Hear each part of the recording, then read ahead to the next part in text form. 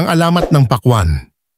Noong unang panahon, sa isang maliit na nayon sa Pilipinas, may nakatirang isang mabait at magandang babae na nagngangalang Maria Liwayway. Siya ay minamahal ng lahat dahil sa kanyang magiliw na puso at kahandaang tumulong sa iba. Nakatira si Maria kasama ang kanyang matandang ina na may sakit at mahina. Kahit mahirap sila, hindi nagreklamo si Maria at palaging nagsisikap na alagaan ang kanyang ina. Bago tayo magpatuloy, kung mahilig kayo sa mga kagaya nitong kwento, ay maaari bang pakisubscribe ang ating channel na Vando Vlog. Maraming salamat at magpatuloy na tayo. Isang araw, isang matinding tagtuyot ang tumama sa nayon. Ang mga ilog ay natuyo at ang lupain ay naging bitak at tigang. Nalanta ang mga pananim at naging mahirap ang pagkain.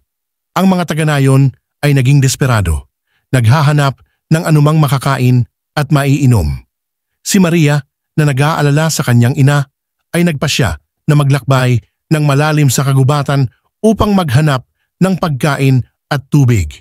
Ilang oras siyang naglakad sa ilalim ng nakakapasong araw hanggang sa marating niya ang isang lumang balon na nakatago sa ilalim ng isang higanting puno. Ang balon ay sinaunang panahon at ang mga baging ay nakakulot sa mga bato nito. Desperado, yumuko si Maria at nakita niyang may tubig pa sa ilalim. Nang ibababa na niya ang isang balde, isang mahinang boses ang bumulong. "Sino ang nangahas na guluhin ang aking pahingahan?" Napabuntong hininga si Maria at nakita ang isang kumikinang na figura na lumabas mula sa balon. Isa itong engkanto, isang espiritong tagapag-alaga ng kalikasan. Ang espiritu ay may mabait ngunit malungkot na mukha. "Pakiusap, mabait na espiritu," ang pakiusap ni Maria. "Ang aming nayon ay naghihirap. May sakit ang nanay ko at wala kaming tubig. Nakikiusap ako na hayaan mo akong kumuha ng ilan." Pinag-aralan ng espiritu ang mukha ni Maria at nakita ang kanyang katapatan. "Mabait ka at hindi makasarili, Maria," sabi nito. "Bibigyan kita ng tubig, ngunit dapat mong ipangako na ibabahagi mo ito sa iyong mga tao." Sabik na tumango si Maria. "Pangako ko." Ngumiti ang espiritu at itinaas ang mga kamay. Bumulwak ang isang malakristal na tubig mula sa balon na umaagos sa isang maliit na pool. Pinuno ni Maria ang kanyang lalagyan at nagmamadaling bumalik sa nayon. Binigyan niya ng tubig ang kanyang ina at ang mga taga-nayon at himalang bumalik ang kanilang lakas. Ngunit ang mahika ng espiritu ay hindi tumigil doon.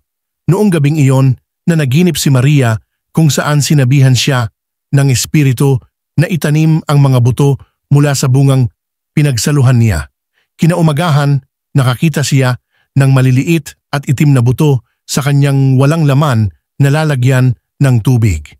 Sa pagtitiwala sa mga salita ng espiritu, itinanim niya ito sa tuyong lupa.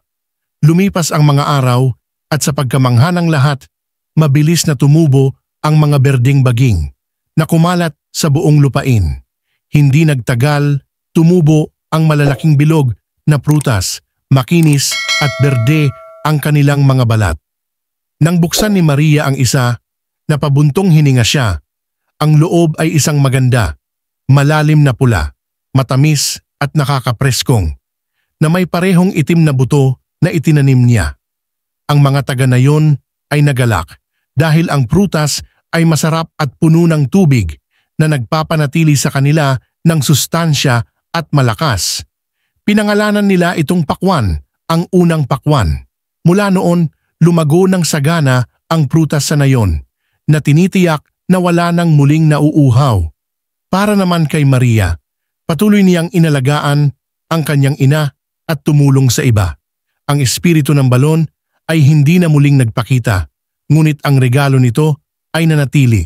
Isang paalala na ang kabaitan at pagiging hindi makasarili ay palaging gagantimpalaan. At iyon, mahal na mga anak, ay kung paano naging ang pakwan isang regalo ng mahika ng kalikasan at isang simbolo ng pagkabukas palad.